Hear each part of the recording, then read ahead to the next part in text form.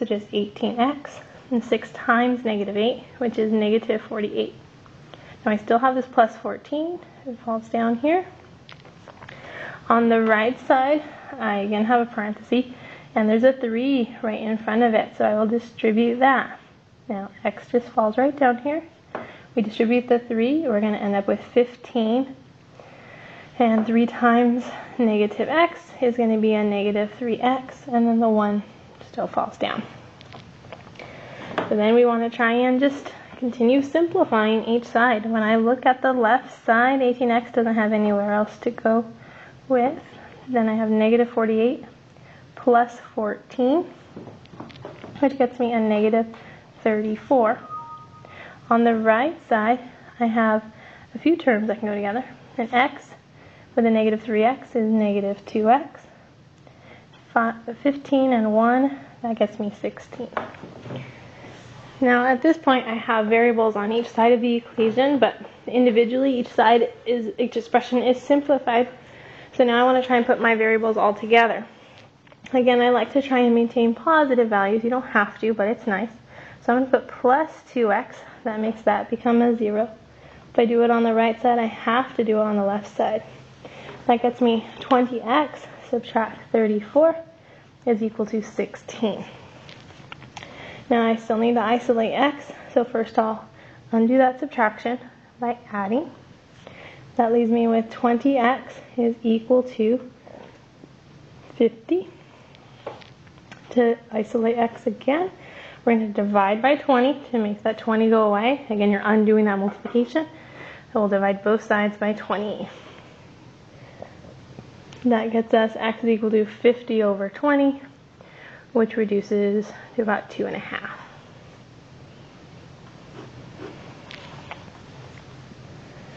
Let's see, we have another example here. We have 8x minus 7 times 3x minus 5 is equal to 6 times 4 minus x. When I look at this equation here, I again want to try and simplify each side first, if possible. On the left side I have that parenthesis again that can't be simplified, but there's a 7, and actually, make sure you look at this. It's like a negative 7 sitting in the front. So we're going to distribute negative 7 to both sides of the equation. That gets me 8x minus 21x and plus, because it was negative 7 and negative 5, we'll get 35.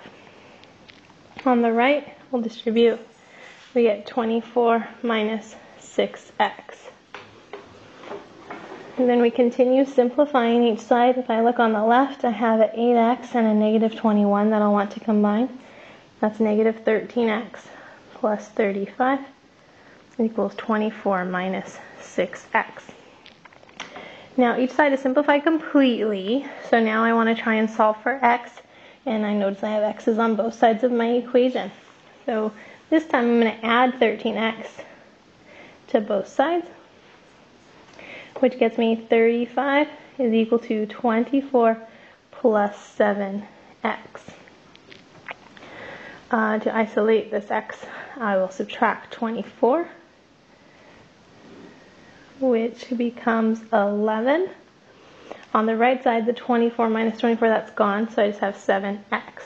Dividing by 7 to get x alone, I get 11 over 7 is equal to x.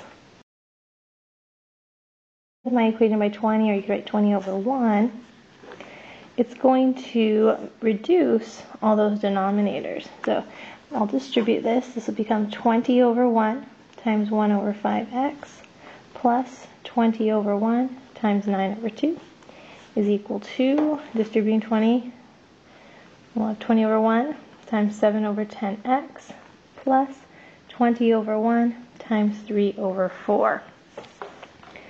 Now, when I look at each of these products, you can see that the 5 would reduce with the 20 to become a 4. Continuing on, the 2 will reduce with the 20 to become 10. 10 reduces with 20 to become 2. 4 reduces with 20 to become 5. So all my denominators got reduced. So I look at what's left over here. This first one, I have a 4 and times 1x, so I have 4x.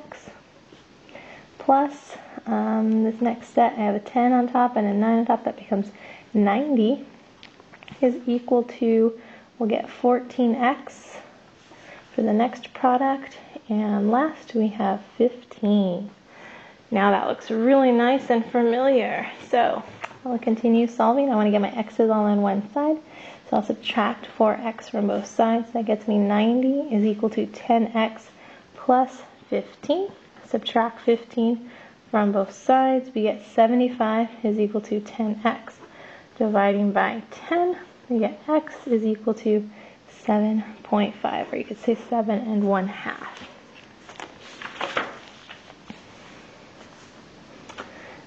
Okay, we have 2 more left. We have 4x plus 6 plus 3x minus 1 is equal to 7x minus 5.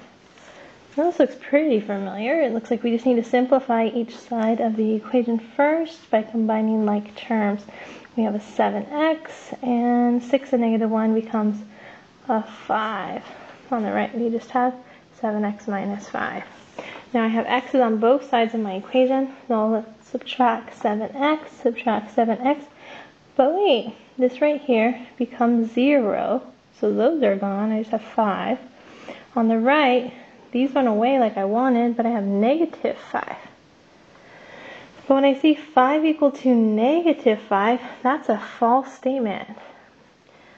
We call this a contradiction.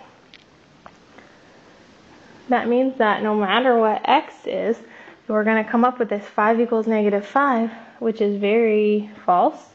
So we say that there are no solutions to this equation. Sometimes we'll write the solution set is the empty set. So that's our notation for empty set. Or we'll just write the braces with nothing in it, which can also mean that as well. Now let's consider one more here. I have 3 times 3x plus 13 minus 8x minus 7 is equal to 2 times x plus 23 minus x. Lots of simplifying to do here. I'll distribute first. That's 9x plus 39. When I go to this next parenthesis, there's nothing in front but a negative. We imagine a 1 here. And so that allows us to distribute the negative to each piece.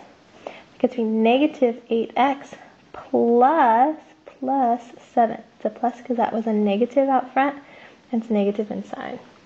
Is equal to, we'll distribute this as well. That's 2x plus 46 minus x. Then we'll combine our like terms. 9x and 8x is just x. 39 and 7 gets us 46. On the right side, we combine 2x and negative x, that's x, and we have x plus 46. I want all my variables on one side, so I'll subtract x from both sides. That gets me 46, because those are gone, and those are gone, equals 46.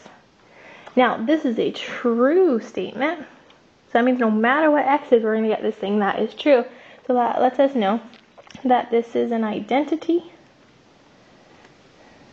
and our solution is all real numbers. We could plug in anything. All real numbers. Sometimes we'll write that as this fancy R.